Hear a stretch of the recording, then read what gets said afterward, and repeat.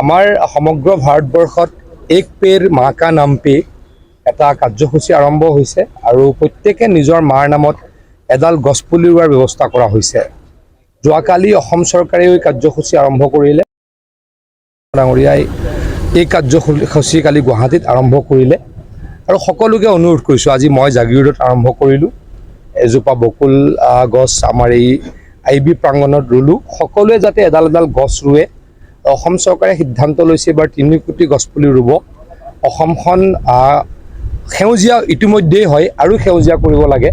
তাৰ কাৰণে সকলোৱে যাতে কাম কৰে, মই সকলোকে অনুৰোধ কৰিছোঁ।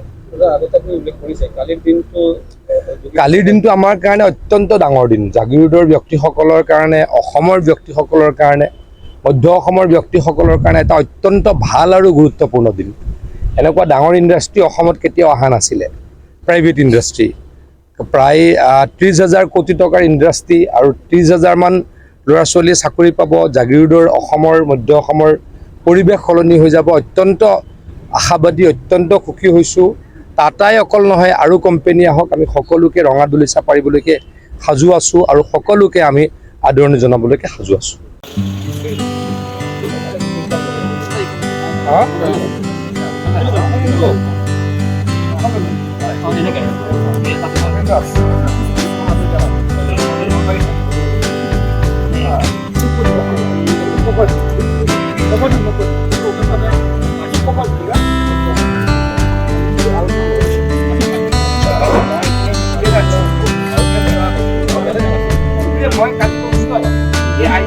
জঙ্গল কৰে 500 বছৰ ধৰে আইবি দেখা না জঙ্গলে থাকে